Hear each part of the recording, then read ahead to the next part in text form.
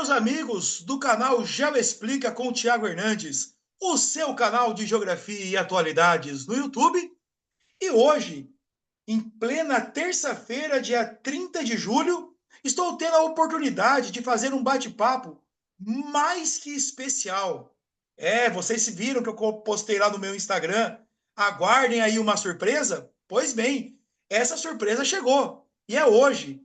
Estou tendo aqui a oportunidade, a honra, né, de estar recebendo aqui no canal o Ariel Seleme. Uso a liberdade de não colocar senhor, como ele mesmo autorizou, né? Ariel Seleme, que é brasileiro de descendência libanesa, né? E hoje Sim. ocupa o cargo de vice-cônsul na Embaixada do Brasil em Beirute, capital do Líbano.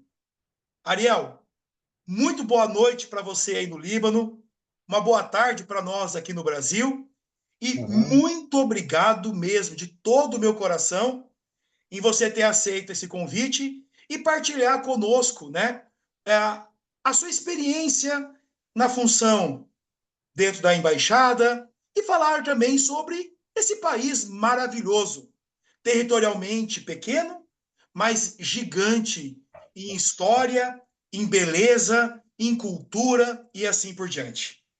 Correto. Meu caro, obrigado pelo convite. Espero que seja o primeiro e não o último, hein? Vamos Poxa nos vida, encontrar mais vezes. Estamos uma aqui sempre honra. à disposição de vocês, de falar do Líbano, falar da minha experiência aqui. E vou começar agora que no Líbano são 8 horas e 2 minutos e já vamos começar com uma notícia bombástica. Beirute acaba de ser bombardeado. Nesse exato momento, a questão de 5 minutos atrás, o bairro xiita de Deir el, que fica a 4 quilômetros daqui de casa, foi bombardeado, várias lojas destruídas. Então, Beirute, efetivamente, tristemente, entrou nessa guerra. O Vendivir, que é um alto comandante do exército libanês, ontem à noite profetizou: quero ver Beirute em chamas. Espero que não veja, mas infelizmente a coisa está escalando muito rapidamente, muito provável que feche o aeroporto hoje ainda, vamos ver. Mas aqui a minha área, aqui a minha região, ela é um pouco mais protegida, tem muitas embaixadas, no meu próprio prédio mora muita gente do corpo diplomático, então nós estamos seguros, tá, meu caro? Mas como assim? Entendi. Mas que Momento Deus faça que muito difícil o Líbano, mais uma vez, um país com muitas dificuldades, a gente pode falar sobre isso, e agora com mais essa dificuldade gigantesca. uma coisa que eu observo muito na cultura libanesa, eu moro aqui em Assis, né, interior de São Paulo, região oeste do estado de São Paulo, e como é sabido, o estado de São Paulo como um todo é o principal destino, né? Foi, na verdade, o principal destino de imigrantes libaneses, tanto na capital quanto também no interior, né? E essa comunidade, ela deixou a sua marca muito grande. Aqui na minha cidade mesmo, nós temos uma colônia libanesa enorme, né? Família, várias e várias famílias, inclusive o vice-prefeito É? aqui da cidade, ele é de descendência libanesa. Lembra o sobrenome dele? Aref Sabé. Tá bem, ok, tá bem. Aref Sabé. Tem um outro amicíssimo meu aqui, o Jorge Farhat, Jorge Elias Farhat. Ok. Ele é libanês mesmo, ele vem de um vilarejo muito pequeno, lá na região do Bekaa, Tá chamado bem. Arabi. Ah, ok, sim, sim, sim, esse Um aqui. vilarejo pequeno, né? A família dele é amicíssima da minha família, que nós somos É. descendentes de espanhóis, duas culturas Aham. muito próximas, inclusive, também, né? Claro. Enfim, um grande amigo lá em Avaré, o Alid, Ah, consegui. também libanês. Veja só, nós trabalhamos com um número de 8 milhões de libaneses e descendentes do Brasil. Pode ser que seja até mais, 8, mas esse é o número, 8 milhões. É muita gente, né? O Cláudio Salomão, Líbano ao qual eu tem. trabalhei anos em Avaré, vários alunos da família Saad aqui na minha cidade, enfim. Aham. Então, assim, falando dessa questão dessa herança do libanês, né? É um povo muito empreendedor, né? Com certeza. Tem um Né? ditado popular que diz o seguinte: jogue um libanês ao mar, que ele voltará com dois peixes. Bom, Mas hoje eu vejo que né? falta um país para empreender, né? Com certeza. Isso é verdade. Veja só, olha que coisa interessante. Nós estamos numa guerra. Beirute acaba de ser bombardeada. Mas você vai nos bares, vai nos restaurantes, que não são baratos. O Líbano ficou caro de um ano para cá. Lotados. Lotados por quê? Pelo que a gente chama de diáspora, né? Ou seja, o libanês que saiu e volta. O libanês que saiu, ele volta, todo verão ele volta. Ele quer rever a família e ele já conhece essa situação aqui. Então, o libanês que saiu e que volta no verão é gente com muito alto poder aquisitivo. Então, é uma colônia que se deu muito bem. Não no Brasil, você vê quantos empresários, quantos líderes políticos, né? Quanta gente, médicos, escritores, engenheiros. Eu conheço várias empresas de engenharia de libanês. Então, é realmente um povo que ajuda a crescer, e ajudar a crescer o Brasil. Né? Ajudar a Sim. crescer o Brasil. Né? Então, o Brasil deve muito ao Líbano. Tem um outro livro que eu li esses tempos, não me recordo o autor, que eu sou péssimo para nome de autores. Apesar de professor, minha cabeça para decorar autor de livro é péssima. O livro chama No Final Ficam os Cedros. Olha assim. E este livro ele começa no seu preâmbulo com uma propositura muito reflexiva que dizia assim: se você entendeu o Líbano, é porque não lhe explicaram certo. É Porque é isso um mesmo. país muito complexo, né? São 7.000 anos de história. Complexo. E é um país, bom, enquanto país, ele é de 1942, né? Sim, Antes não era país, mas enquanto região, né? Sim, 7.000 anos de história. E hoje no Líbano, tem o grande pacto político, que é a divisão do poder por 5 agrupamentos religiosos políticos. Isso aqui no Líbano é uma coisa muito bacana. Coisa que a gente deve evitar no Brasil, essa ligação direta entre religião e política. Né? Então, aqui, os 5 agrupamentos políticos são fundamentalmente agrupamentos religiosos. E também, no total, são 13 grandes religiões que coabitam o Líbano. E não é fácil de entender, não. E agora, o Tiago, uma coisa impressionante. Você roda por Beirute, você vai, ó, dessa rua para cá moram sunitas, daquela rua para lá, xiitas. Você vai no outro bairro, não, aqui são drusos. Não, aqui são questões maronitas. É tudo muito difícil. Os mais antigos, os mais velhos, não circulam pela cidade toda. Até hoje eles chegam, não, não, essa aí não é região nossa, não, eu não vou lá. Entendeu? É impressionante isso. e pegando esse gancho que você nos trouxe aqui, era até um dos pontos que eu ia comentar, né? Quando o Uhum. Líbano se constituiu como país, né, após a independência, vamos dizer assim, e as delimitações territoriais, foi estabelecida a questão do sectarismo, né, na Sim, política. sim, sim. Até que ponto, Ariel, com base na sua experiência, né, Uhum. política, econômica, profissional, experiência de vida, isso também não. Se de um lado isso foi uma costura para a paz, ou para um certo equilíbrio de representatividades e forças, mas será que isso também não gera um ambiente voltado que possa alimentar a corrupção, alimentar até o atraso no país, de Olha, certa meu, forma? olha, pode, mas não tem outra solução. Sem isso, seria muito pior. Sem esse pacto aí, que terminou com a Guerra Civil, em 95, 96, esse pacto, sem isso, o Líbano estaria numa situação muito pior. Porque esse pacto fez mais ou menos a coisa ficar pacífica internamente. Tá? Internamente. Entendi. A convivência entre os grupos religiosos está mais pacificada. Existe a questão que tensiona muito. Quais são as questões que geram tensão no país? A primeira questão é Israel. Israel, em função dos muçulmanos xiitas e sunitas, né, que tem essa disputa maior com Israel. Israel é um vizinho que tensiona muito o Líbano. Né? Primeira questão.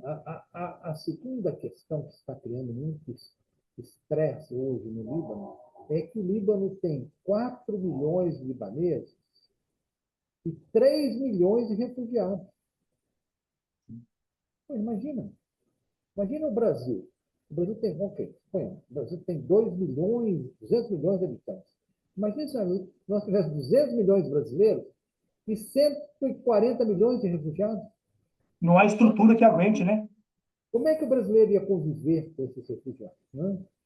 Então, isso é uma coisa que traz tensão, né? Traz tensão. Os refugiados quem são? Palestinos, 1 milhão e pouco, e sírios também, 1 milhão e pouco. Então, é um país pequeno, um país difícil, um país que luta com muitas dificuldades, e ainda abriga quase 3 milhões de pessoas. Eu não sou contra isso, não. Pelo contrário, o refugiado tem que ser abraçado e abrigado, mas o Líbano não tem condições de suportar que é, na verdade, é um fardo. Você ter uma população refugiada que é uma população pobre, né? Uma população carente. Então é isso. Essas são as tensões do Líbano hoje. Ainda nesse contexto, né, falando de geopolítica, qual que é o papel hoje a história, qual que é o papel da embaixada do Brasil no Líbano? O que ela efetivamente desenvolve? Quais as ações? Qual a Olha, função? veja só, a embaixada, ela representa o país, tá? O, o consulado, onde eu trabalho também, ele atende ao cidadão. Essa que é a grande diferença. Então, o consulado é um cartório do brasileiro no exterior. E o brasileiro vai para o consulado para renovar passaporte, registrar casamento, registrar nascimento, registrar óbito, fazer procuração, uma infinidade de questões, alistamento militar, alistamento eleitoral, tudo isso é trabalho consular. O trabalho da embaixada é uma representação de país para país, né? De país para país. Por exemplo, se o Brasil tem uma disputa comercial, a embaixada é que faz a interface. Se o Brasil quer aproximar o Líbano de uma causa qualquer, a embaixada tem essa missão. A embaixada também tem a missão de entender o país e informar o Brasil, para que o Brasil saiba fazer uma política externa eficiente para o país. Então, essas são as funções da embaixada. Agora mesmo nós estamos trabalhando candidaturas, né, brasileiros que estão se candidatando a posições na ONU. Então, a embaixada tem esse papel de buscar esses votos, enfim, por aí afora. Né? E é claro que o Brasil tem uma posição muito especial no Líbano, porque é no Brasil que está a maioria dos libaneses no exterior. A maioria está no Brasil. Então, e todo mundo aqui adora o Brasil. É uma coisa impressionante. E todo mundo tem alguma coisa com o Brasil. Impressionante. Oh, meu tio, minha avó, meu bisavó, a irmã da minha esposa. Então, alguém tem algum caso com o Brasil. Alguma conexão? Alguma conexão tem. Tem um professor, com certeza o senhor o conhece, né? Eu sou assim, não tive a oportunidade ainda de conhecê-lo pessoalmente, mas sou um admirador do trabalho dele, tudo que é palestra que está no YouTube, textos dele, eu gosto de ver. Que é o professor Salim Nasser. Ah, sim. E numa entrevista que ele deu, salvo meu engano, ao Canal Brasil, tem uns anos já essa entrevista, ele comenta assim, né, entre aspas, porque é dele a frase.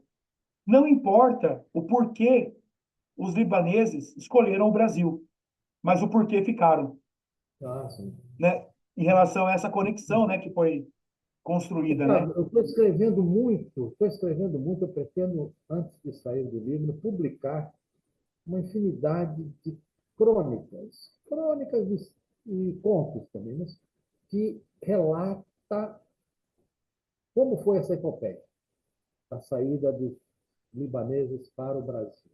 Casos engraçados, casos tristes, casos inacreditáveis. A gente não acredita que aconteceu, isso aconteceu. E também, agora eu entendo mais o porquê. Por que, que o brasileiro acabou indo para o Brasil, o libanês acabou indo para o Brasil, né? Por quê? Eu depois, se achar por bem, a gente conversa sobre o porquê. Com toda certeza, com toda certeza. Inclusive, falando em livro, né, eu tenho alguns livros publicados, livros modestos, ensaios modestos, Né? sobre alguns temas de alguns livros, inclusive foi na forma de crônica, chama Aham. Olhares pela Escrita, e um Olha, outro chamado A Praça da Ágora ao Brasil Contemporâneo, que foi uma parte do meu mestrado. E aí aham. depois, pelo WhatsApp, eu queria que o senhor me passasse seu endereço para eu Ah, presenteá-lo e encaminhar ao senhor aí esses dois livros, tá? você não vai Ah, encaminhar o senhor. perdão, perdão. E ainda, né, mandei também para a Cristiane, acho que é Ahmar que fala, né, o sobrenome, Ah, sim, sim. com quem Porque fez ela a, fez a gentilmente, conexão, fez né? essa ponte Aham. conosco aqui. Cristiane, muito Aham. obrigado, viu? Ou então, Shukran. Cristiano, essa conexão aqui vai ter muita conversa pela frente. Então, Ariel, uma outra questão, assim, que nem, por exemplo, nós aqui no Brasil, eu Sim. como professor de geografia, Oriente Médio é um tema super recorrente nos vestibulares aqui, né? Sim. É figurinha carimbada. E o Líbano, por todas as razões, é um país que me chama muita atenção. E eu acabo estudando muito, lendo documentários, mas aqui no Brasil, nós acabamos sendo muito, não sei se contaminados ou influenciados, qual o melhor termo, apenas notícias ruins sobre a economia do país. Sim. Para o cidadão comum, aquele que é professor, aquele que é balconista, o cidadão comum, Sim. como que está a vida no país hoje? A questão da inflação, do desemprego, do desabastecimento, corte de energia, como que está a situação do Líbano hoje para o libanês comum? Tá, veja só. Excelente pergunta. Lá na embaixada, no nosso setor comercial, tem um colega nosso que ele deixa em cima da mesa uma cédula de 1.000 libras libanesas e um bolo de cédulas de 89.000 libras libanesas. Então, num lado da mesa tem uma cédula de 1.000. Do outro lado, tem um bolo com 89 cédulas de 1.000. $1 em 2019 era 1.000 libras libanesas, 1.000 e um pouco. Hoje, em 2024, em 2023, né? 23, 24 hoje, 89.000 libras libanesas. Meu Deus do céu. Então, aí você imagine se você tivesse no Brasil, em 2019, o dólar a 4 e hoje o dólar a 600. Você consegue perceber o que aconteceu com a economia. Você não é um gênio para entender que houve uma, uma ruptura, né? Uma ruptura. Houve uma desorganização total dos preços, né? Uma inflação galopante. E aí tá, foi um período muito dificílimo, porque em 2019 teve essa grande desvalorização da moeda, né? Que começou em 2019. Depois tivemos o bloqueio dos depósitos. O governo incentivava as pessoas a terem contas em dólar e, a partir de um dado momento, todas essas contas sumiram. Eu tenho amigos e mais amigos.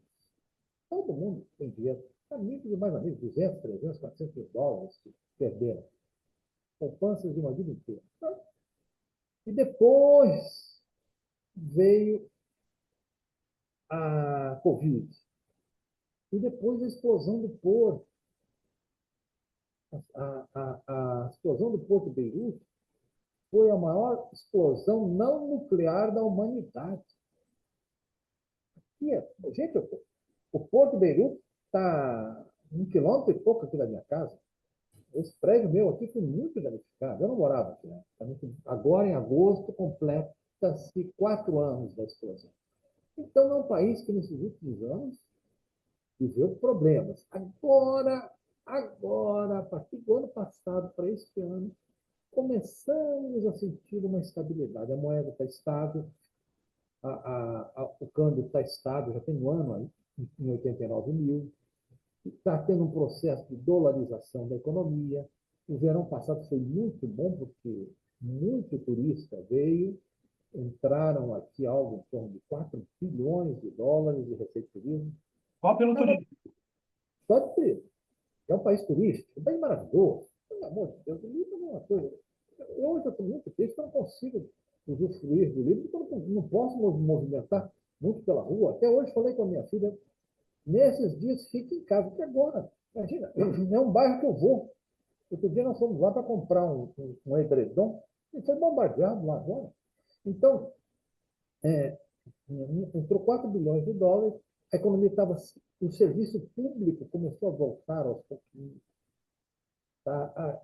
O fornecimento de energia está um pouco melhor. Se percebe que tem o, alguma coisa de serviço público está funcionando. Você começa a ver a retomada da coleta de lixo.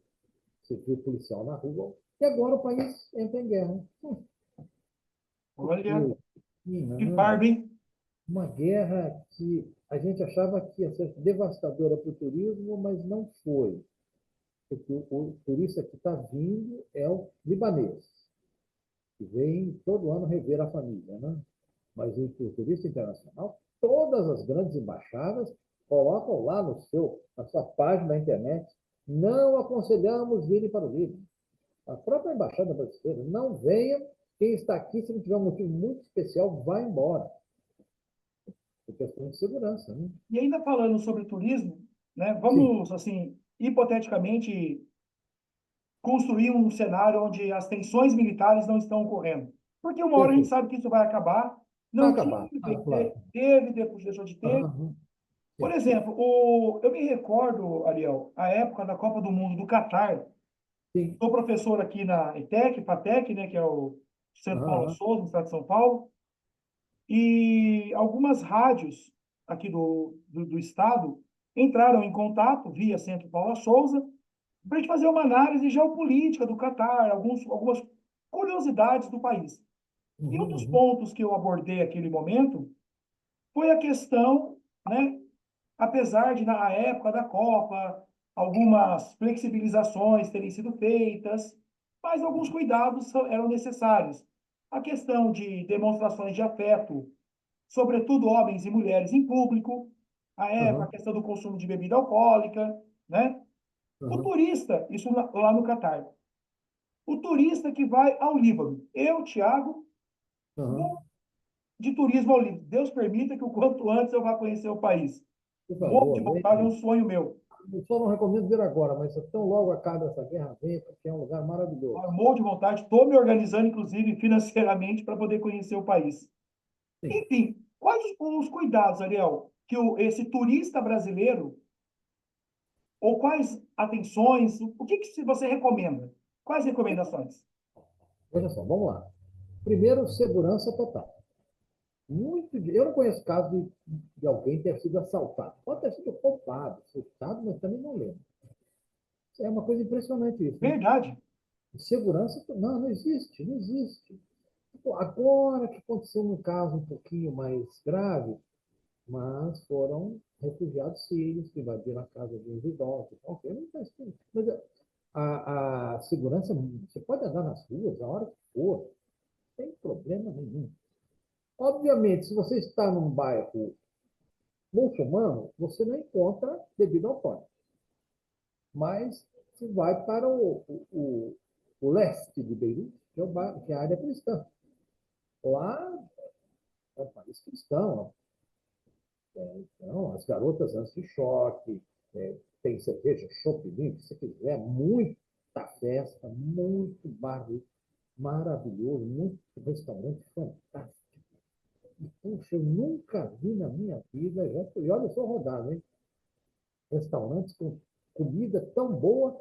E música ao vivo maravilhosa, música libanesa, música árabe. Isso é, mas assim, um melhor que o outro, um melhor que o outro. Então, existe uma infinidade de coisas para fazer aqui em Beirute, né? Não, problema zero, não tem problema você mostrar afetividade, não tem, não importa, porque se respeitam, né? Se respeitam e respeitam o turista.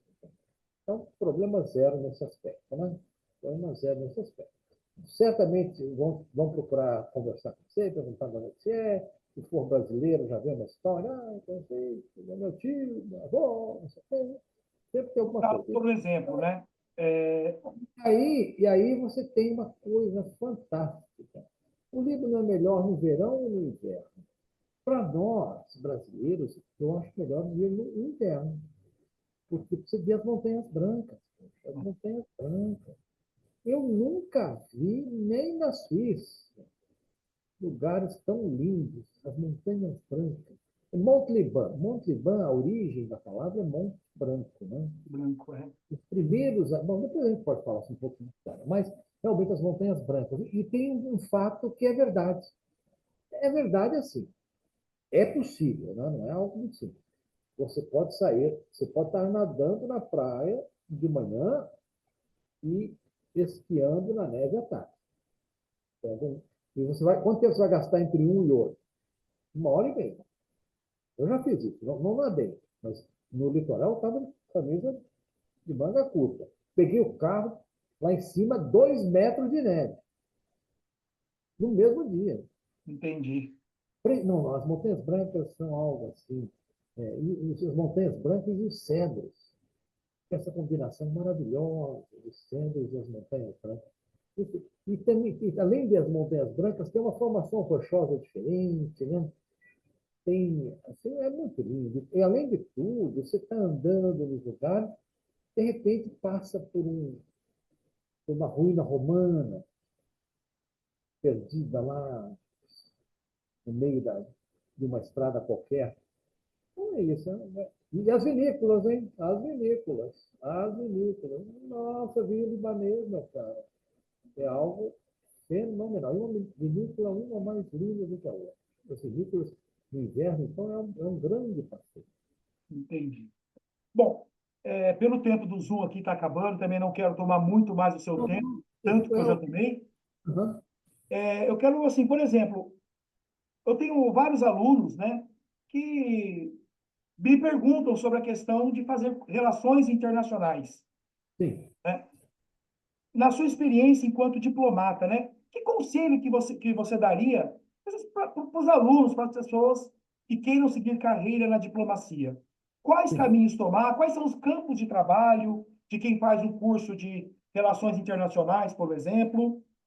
Uhum, uhum. Olha, é um campo vastíssimo, né? Um campo vastíssimo, porque no Brasil, né, você tem vários caminhos aí, né? Você pode ser um bom entendedor dos processos aduaneiros. Isso é uma coisa que tem mercado de trabalho, né? Você pode ser um bom entendedor da movimentação financeira para a exportação, como financiar as exportações. Pode ser um bom entendedor de como identificar mercados e como fazer uma exportação segura. Isso é um problema, exportar seguramente. O empresário pode ter dificuldade nisso, entendeu? Você pode ser uma pessoa muito boa em logística de exportação e fazer com que o empresário poupe muito dinheiro encontrando soluções logísticas. Isso é um outro caminho. O Brasil, olha, só para você ter uma ideia, né, nesse último ano e meio de governo Lula, o Itamaraty, nós trabalhamos muito também, mas eu nem penso menos, né? Mas o Itamaraty abriu 163 novos mercados de exportação para o Brasil. Só esses novos mercados têm o poder de agregar 28 bilhões de dólares a mais na nossa balança comercial. Então, tem um caminho muito grande. Se quiser fazer Itamaraty, só tem uma questão. Tem cursos, tá? Tem vários cursos, né? Empresas que promovem cursos específicos, e são caros. mas ajuda muito. Eu acho que quem faz um curso para fazer a prova sai na frente. E basicamente, ler literatura, é cultura geral. Cultura geral é muito importante. Você tem que ler. Sai da frente do Instagram, sai da frente do Facebook e vá para os clássicos. Exatamente. É, Ariel, então, caminhando aqui para a nossa parte final, eu quero, perfeito. assim, mais uma vez, de todo o meu coração, assim, como eu até comentei com a Cristiana, eu falei, gente, eu nunca conversei na minha vida com uma pessoa de tamanho gabarito. Ah, que é isso? Embaixador, cônsul em um país, vice-cônsul, enfim. Confesso que é uma emoção muito grande, tá? Uma honraria muito grande, pessoalmente, profissionalmente, para o meu canal, que é o canal de videoaulas, voltados, né, a videoaulas de geografia, para auxiliar os alunos, um canal Ah, gratuito, é óbvio, é um trabalho social que eu faço, né, para auxiliar os alunos aí nos processos de vestibular. Então, muito obrigado, muita uhum, paz para vocês aí, como para nós aqui, que é o que a humanidade precisa, né? aham, aham. Deixando em suas últimas considerações. Ó, meu caro, ó, antes de encerrar, eu tenho que contar para você por que que os brasileiros, os libaneses foram parar no Líbano. Verdade. É uma história interessantíssima.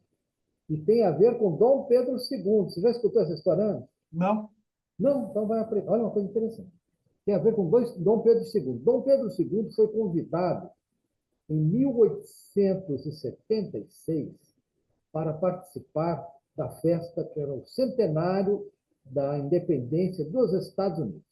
Ele foi a Washington, Nova York, foi por lá, e de lá ele teve contato com o cônsul do Brasil em Alexandria, no Egito, que era de origem libanesa, né? E convenceu o nosso Dom Pedro II a vir para o Líbano. Ele viajava com um navio próprio, então resolveu vir. Resolveu vir para o Líbano. Ele parou pela França, e tal, depois foi no Egito, mas parou em Beirute, em outubro, novembro de 1876. Mais um século. Né? Chegou em Beirute, que não era a capital do que não era o país, né? A capital desse era um califato, era Bada. Então, chegou aqui, ficou no Porto, desceu, rodou pela cidade, ele tinha muitos contatos, gostava muito de literatura, de educação, foi em várias universidades, etc. E falaram com ele, olha, Dom Pedro, você não pode ir embora do Líbano sem conhecer Baalbek, que é uma ruína romana fantástica, uma coisa impressionante, como é gigante essas ruínas. Eu nunca vi assim, eu vi coisas enormes de ruínas romanas, mas essa é impressionante. Então, ele aceitou e resolveu ir a Baalbek. No caminho de Baalbek, ele parou, uma caravana, né, de carruagens, levando Dom Pedro II. No caminho de Baalbek, ele parou numa cidade chamada Zahle, que é na metade do caminho. Em Zahle parou para descansar e as pessoas se aglomeraram em torno daquelas carruagens. O que está chegando aí? Tem tanta pessoa, né? E ele falava árabe muito bem, Dom Pedro. E o Dom Pedro viu as pessoas se aglomerando e resolveu falar com as pessoas. Falou, se identificou como Dom Pedro II, imperador do Brasil, e convidou as pessoas para irem morar no Brasil. Fez um convite. Caramba. E isso repercutiu muito na imprensa local. Imediatamente após esse convite, ele fez um convite, fez um discurso em árabe para as pessoas que estavam ali em volta em Zahle, na cidade de Zahle, e pronunciou: o Brasil está de braços abertos, portas abertas, se vocês quiserem ir para o Brasil, venham para o Brasil. Quando ele voltou para o Brasil, ele fez um tratado com o Império Otomano, porque os libaneses saíam do Brasil com passaporte turco, né? Por isso que quando chegavam aqui eram todos turcos, saíam com passaporte turco. Então ele fez um acordo com o Império Otomano e se você chegasse no porto, em qualquer porto do Brasil, Santos, Rio, qualquer lugar, com o passaporte otomano, lá no próprio porto eles te davam uma autorização de trabalho, davam documentos brasileiros. E foi assim que começou, foi a primeira leva. Depois, em 2018, logo 16, 17, 18, a segunda leva em função da grande fome. Teve um período de muita fome aqui no Líbano, eu estou escrevendo sobre isso, e aí foi. Daí um vai chamando o outro. Foi assim que minha avó foi. Minha avó foi em 1919. Meu primeiro tio foi em 1908, O meu bisavô veio da Espanha em 1918. 18. E eu 18. estou escrevendo sobre isso. Então é isso. Eu quero, Tiago, eu que agradeço, olha o seu canal. E como é que eu posso divulgar essa nossa entrevista? Assim que terminar, eu já vou subir ele para o YouTube, Ah, ok, vou subir para o Instagram e já mando os ok. dois links para você. Obrigado, Tiago. Olha, valeu Muito demais. obrigado. E Ótima estamos noite para à vocês. disposição, hein? Estamos à disposição. Quando você quiser, me chama aí. Muito obrigado. A mesma coisa, sempre em pé e a ordem. Grande abraço. Boa noite, hein? Um Boa abraço. noite. Deixa eu encerrar aqui. Encerrei.